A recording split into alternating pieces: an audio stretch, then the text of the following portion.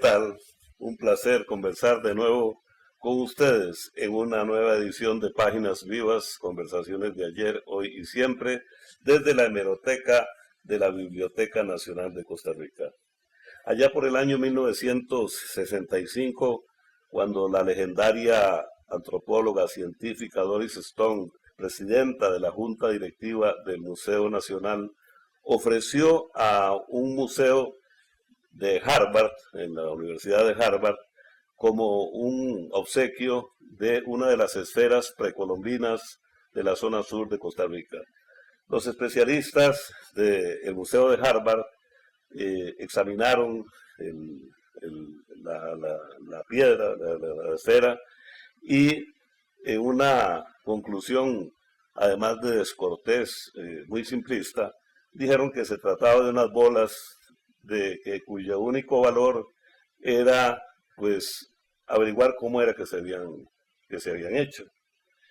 Bueno, para eso queremos, para justamente, digamos que, reflejar la dimensión extraordinaria, histórica, antropológica, hasta tecnológica de las esferas precolombinas de Costa Rica, tenemos hoy a una especialista en el tema, conocedora profunda de esta realidad, que es Ifigenia Quintanilla Jiménez, actual directora del Museo Nacional de Costa Rica, antropóloga especializada en arqueología y gestión del patrimonio cultural de nuestro país, de nuestro territorio, con estudios en Barcelona, España y otras especialidades que Ifigenia maneja. Ifigenia, muchas gracias por estar con nosotros. Buenos días, muchas gracias por la invitación.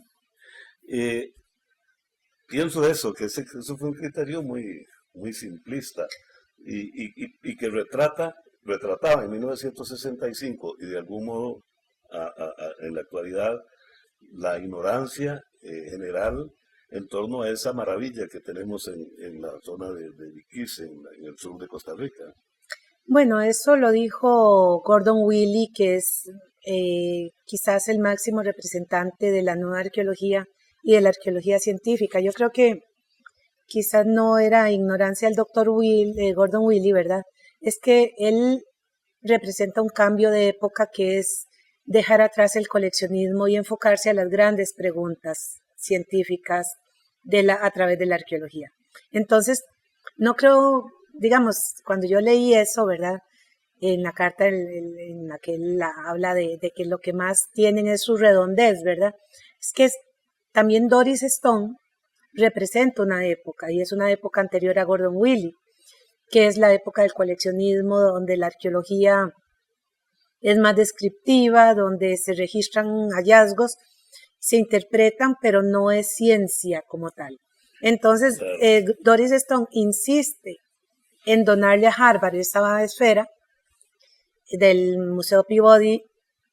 Dicen, no la queremos, porque quizás también, y eso es algo importante, en cierta manera ya se estaba generando conciencia de que ese no era un patrimonio que le pertenecía, que debía quedarse allá, porque esa esfera había salido para una feria internacional que Doris Stone autorizó como presidenta de la Junta Administrativa del museo. Ella no la devuelve a Costa Rica, ella insiste en donársela a Harvard. Bueno, qué bien tener el contexto. Y claro, Harvard le dice que no. Doris Stone es hija del que era uno de los grandes propietarios de la United Fruit Company, ¿verdad? Ella tiene mucho dinero, tiene mucho poder. Harvard dice, Peabody, el Museo Peabody de la Universidad de Harvard, dice que no la acepta. ¿Quién sabe qué argumentos más le dan, aparte de los de Gordon Willie? Creo que es uno de que no tienen dinero, y ella dice, no, nosotros lo pagamos, y el esposo de ella, que probablemente es ella, ¿verdad? Pagan el traslado de Nueva York, creo que es donde estaba, a Boston, a Massachusetts. Entonces la dejan ahí porque quieren, y bueno, además aparece el rótulo de agradecimiento a Samuel Stone, ¿verdad? Sí. Por haberla donado, pero yo creo que contra la voluntad de los nuevos científicos y de la nueva arqueología. Qué interesante. Ifigenia Quintanilla es la autora de este maravilloso libro que se llama Esferas Precolombinas de Costa Rica, cuya portada ustedes podrán apreciar. Y pues justamente en todo ese estudio profundo, a fondo de las esferas y de toda la historia, me llama la atención, por ejemplo, cómo en la película Objetos Rebeldes de la cineasta Carolina Arias Ortiz, liga ella una experiencia personal de vida, liga las esferas con la relación con su padre y con sus más íntimos, digamos, íntimas vivencias familiares. Eh, Tienen ese simbolismo las esferas para nosotros. Bueno, lo que pasa es que las esferas en sí mismas, ¿verdad? Independientemente si son precolombinas o no, las esferas son una forma pura, ¿verdad? Son lo que llaman formas básicas y son formas no naturales, ¿verdad? Y son formas tridimensionales que encierran muchas cosas. Y se habla, ¿verdad?, del sentido polisémico, que pueden tener distintos sentidos y significados. Bueno, Carolina lo reinterpreta, lo lleva, ¿verdad?, a su propia realidad. De hecho, en el documental de Carolina a veces es un poco dramático, ¿verdad?, porque hay esferas rotas, esferas que están partidas, esferas con grietas, esferas que les falta algo, donde ellas mismas han sufrido también las esferas.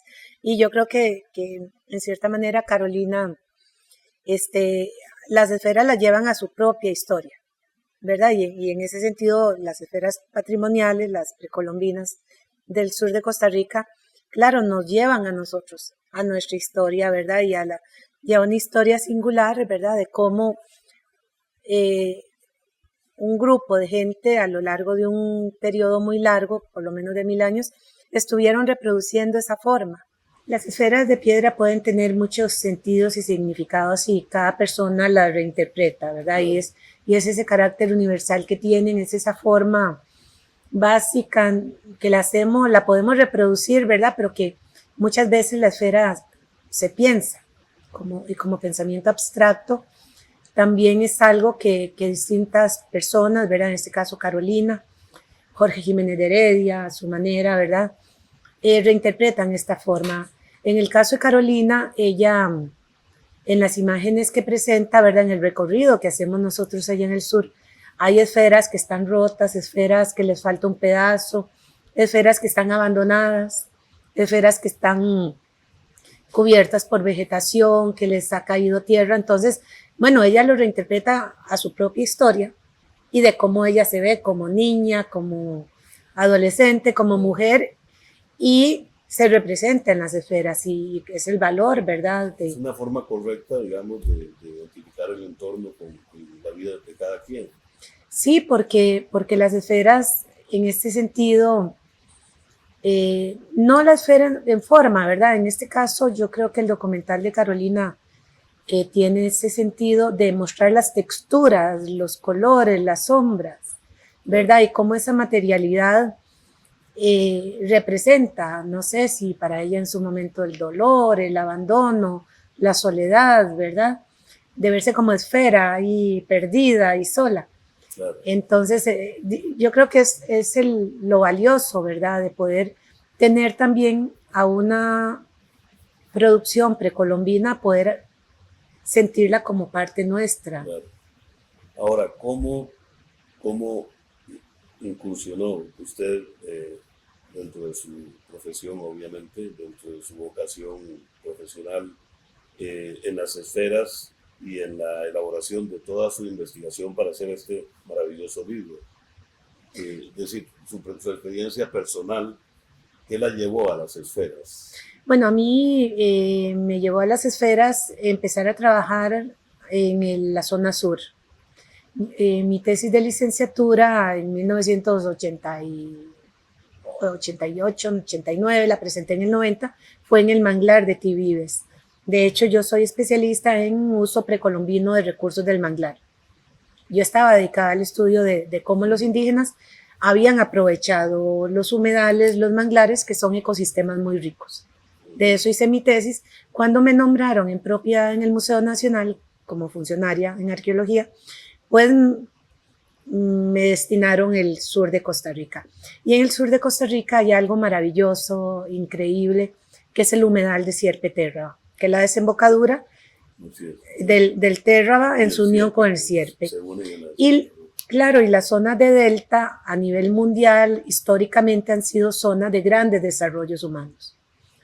Por la lejanía, no estaba la costanera en ese momento, solo la interamericana, ¿verdad? Casi nadie estudiaba el sur. De hecho, los últimos estudios en esa zona, en Osa, en Palmar, Sierpe, habían sido en los años finales de los años 40 por Samuel Lotro, que había encontrado esferas de piedra, metalurgia, estructuras y demás. Pero tan al sur no iba nadie a estudiar. Yo me fui para estudiar el manglar, ese gran manglar y ese gran humedal, y resulta que cuando estoy estudiando los alrededores del manglar, aunque ya sabíamos que habían esferas de piedra ahí, pero creíamos que ya las habían movido todas, porque entre los años 40 a los años 80 se movieron cientos de esferas del sur. Y haciendo las exploraciones allá empezamos a encontrar sitios arqueológicos con esferas. Empezamos a encontrar, y de hecho, de los 57 sitios que registramos, 11 tenían esferas. Dentro de esos estaba la esfera más grande, el sitio del Silencio, que la registramos en ese año, Batambal, Grijalba, que son parte de las 3 propiedades ahora incluidas en la Declaratoria de Patrimonio Mundial. Entonces yo llegué como parte de mis trabajos de investigación por el Museo Nacional y tuvimos la grata sorpresa de encontrar esferas de piedra en su lugar original. Muy bien, quedémonos por un momento en este lugar original de las esferas precolombinas. Estamos con Ifigenia Quintanilla Jiménez conversando sobre las esferas precolombinas en la zona sur del país. Vamos a una pausa y ya volvemos. Nos encontramos en la hemeroteca de la Benemérita Biblioteca Nacional. Acá podemos encontrar la colección de periódicos que va desde 1980 hasta la actualidad. Títulos como La Nación, La Teja, La República, La Extra, en su momento La Prensa Libre, La Gaceta, algunos ejemplares impresos y el Boletín Judicial. También el Semanario Universidad y otros títulos de periódicos nacionales. Los invitamos a venir a visitar la biblioteca y conocer la hemeroteca. Continuamos en Páginas Vivas, conversaciones de ayer, hoy y siempre, con Ifigenia Quintanilla Jiménez, directora actual del Museo Nacional de Costa Rica. En el libro pude leer también, Ifigenia, el hecho de que no había como una línea, digamos, de arte en la época que fueron elaboradas o construidas estas esferas, y entonces se entra un poco a considerar cuáles serían las motivaciones de los creadores de las esferas o de los constructores, si se puede decir, si no era la manifestación artística en sí. Es decir, qué razón tecnológica podría haber para elaborarlas o para fabricarlas. Sí, bueno, el tema del arte precolombino es muy denso y hay mucha discusión sobre eso, ¿verdad? Si ellos estaban haciendo arte, porque hay personas que el arte actual lo entienden a partir de que es algo separado de la vida de las personas, de la vida, ¿verdad? Que hay una posición de que todo lo que hicieron estos pueblos antiguos y no tan antiguos, ¿verdad? Tiene que ver con su vida, más allá de que producir arte en sí mismo. Claro. Yo creo que lo importante de los estudios que hemos hecho sobre las esferas es poder situarlas en el contexto social, económico, tecnológico en que se hicieron, ¿verdad? No son estudios sobre el arte precolombino, sino entender los procesos de producción, ¿verdad? Porque cualquier arte a su vez es un proceso de producción. Necesita herramientas, necesita conocimiento, necesita personas que en la capacidad de hacer eso, necesita la materia prima, necesita el transportarlo. Entonces nosotros, y yo particularmente, y creo que ese es quizás el aporte que yo le he hecho a la arqueología de Costa Rica en mis investigaciones, es ver las esferas no como objetos artísticos, sino entender las esferas desde la producción, desde el papel, La utilidad, digamos. no, pero no la utilidad en el sentido de utilitarismo en sí mismo, es que si dedicaron tanto esfuerzo colectivo, por ejemplo, trasladar la esfera del silencio, 23 toneladas aproximadamente, no es un fin en sí mismo tener ese objeto de contemplación, es que hacerlo ya significó todo un reto y implicó la creatividad, la innovación, resolver retos tecnológicos, encontrar el gran bloque, destinar una gran cantidad de gente, destinar comida, hacer caminos, hacer rampas, planear toda una logística, ¿verdad? Entonces, la producción misma, el hacerlo y el llevarlo a sus emplazamientos, eso tuvo unas implicaciones sociales, económicas tan grandes que posiblemente modificaron y cambiaron esas comunidades. Claro, ahora, se puede pensar entonces al estar básicamente en la región sur del país, pues, que fueron los Bruncas, digamos, sus creadores, sus constructores, como grupo humano, porque no las tenemos en el centro del país ni en la región chorotega, por ejemplo. En el área central de Costa Rica sí hemos encontrado algunas esferas, pero no son tan grandes, ni son tan elaboradas, tienen las asociaciones como las que tenemos allá en el sur, ¿verdad? Allá en el sur las encontramos en los 5 cantones del Pacífico Sur. El territorio brunca, lingüísticamente hablando, de quienes eran hablantes de lengua brunca, es de Quepos hasta Coto. De Quepos hasta, o sea, solo un sector Claro, pacífico, eso es una región cultural que se define por una lengua, que es la lengua brunca. Nosotros no podemos hablar de los borucas actuales, que es lo que lograron sobrevivir de la conquista y están en unos territorios indígenas con límites actuales. Ese no era su territorio histórico ancestral era muchísimo más grande y nosotros lo interpretamos ahora a partir de donde se distribuían los hablantes de lengua brunca, que llamamos ahora lengua brunca. Entonces, hay unas esferas en Quepos, hay en Ubita, hay en San Vito, hay en Buenos Aires, hay en Pérez Celedón, hay esferas en Corredores, hay esferas en Golfito y la mayor cantidad las encontramos en el cantón de Osa, en la desembocadura del Río Grande de Terra. Entonces, es un gran territorio histórico donde había gente vinculada culturalmente que hablaban probablemente lengua brunca o derivaciones de esa lengua que tenían en común la metalurgia, porque el sur es la zona principalmente productora de objetos de oro y cobre de Costa Rica. Tenían otras estatuas de piedra y tenían esferas, una cerámica muy particular y una manera de construir sus viviendas que tienen sus diferencias respecto al resto del país. ¿Requieren algún mantenimiento esas esferas?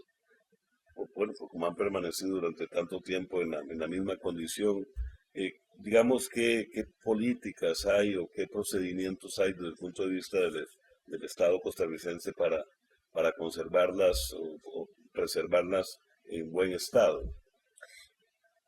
Bueno, en términos de políticas, perdón, no hay como una línea claramente definida. Digamos, si hay una línea del Museo Nacional que es que las esferas que se encuentran o están en un lugar original, asociadas a un sitio arqueológico, la idea es mantenerlas ahí. ¿Verdad? Eso sí, claro. ¿Por qué? Porque más de un 95% de las esferas fueron movidas de su lugar original. Claro. Entonces, ahora tenemos esferas en distintos lugares, en distintos espacios, y hay esferas que fueron hechas en roca más sana que otras. ¿Roca más? Sana. Perdón, roca más sana. Las esferas, principalmente, más de un 98% fueron hechas en unas rocas que llamamos gabros y granodioritas, muy parecidas al granito, que es roca muy dura, claro, muy sólida, que viene de la profundidad de la tierra, se solidificaron, pero algunas veces vienen con fisuras, algunas veces vienen con intrusiones, y cuando se exponen al ambiente, por ejemplo, a la piedra le afecta mucho el choque térmico, que haya mucho sol, ellas absorben mucho calor, claro, y luego viene un aguacero y las enfría. Entonces tienden A reventarse. a reventarse. Y si ya tienen una fisura, pues eso las activa. Pero hay unas rocas que están tan sanas, por ejemplo, como lo del inicio, que es la esfera de Harvard, que viene de Finca 5, allá en la zona sur. Es una esfera sólida, perfecta. Ahora recibe sol, recibe nieve. Yo la conocí con una gran capa de nieve y está perfecta, perfecta, perfecta en su conservación. Y hay otras que encontramos en la zona sur, en el mismo tipo de piedra, y están a punto de romperse. En el mismo clima, por En el decirlo. mismo clima.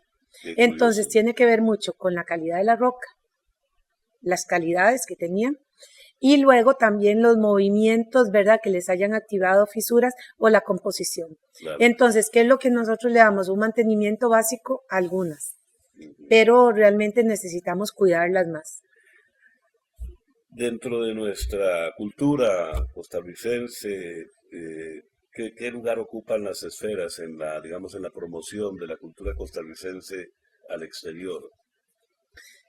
Bueno, nosotros en Costa Rica logramos algo extraordinario, fue un trabajo del Museo Nacional, pero también de muchos que investigamos de manera independiente en su momento, ¿verdad? Y es que logramos que se reconociera científicamente, con los criterios de la UNESCO, que las esferas tienen un valor universal excepcional. Entonces las esferas no representan algo solo para el pueblo costarricense actual. Es que tienen un valor universal excepcional por las condiciones en que fueron hechas, con la tecnología de la piedra, por transportarlas a puro esfuerzo humano y organización del trabajo, porque no habían animales de tiro, no habían bueyes, no había carreta, fue a 10 toneladas, 5 toneladas, 23 toneladas a puro esfuerzo, ¿verdad? Innovando, creando, y entonces eso le dio un valor universal excepcional. Entonces, ¿qué es lo que significa un valor universal excepcional? Que es en el Pacífico Sur de Costa Rica, los pueblos indígenas que crearon las esferas de piedra y otra serie de elementos vinculados a ella, hicieron algo extraordinario, más allá de la capacidad humana actual o antigua, y fue poder mover esos grandes bloques, pero además hacer unas esculturas perfectas, simétricas, ponerlas en plazas, usarlas de distinta manera, hacerlas con distintos tamaños, distintos acabados. Entonces, ¿qué es lo que representan para Costa Rica?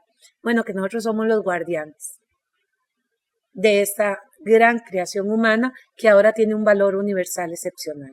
Y por eso tenemos un sitio patrimonio mundial reconocido por la UNESCO. Un privilegio y una enorme responsabilidad a la vez. Exactamente, una gran, gran responsabilidad. Muchas gracias, Ifigenia.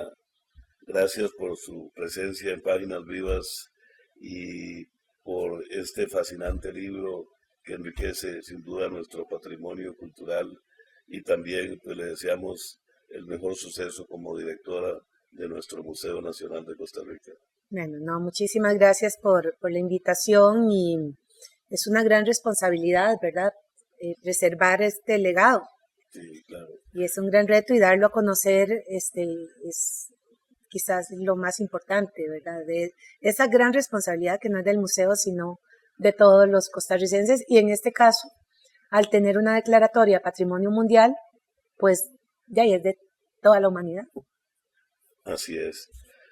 Se nos quedan muchas aristas de este maravilloso tema, pero creo que hemos cumplido con la misión de este programa Páginas Vivas, Conversaciones de ayer, hoy y siempre, en siempre mantener actualizada nuestra historia, y de que el pasado nos sigue rigiendo nuestro destino con todo este valor patrimonial.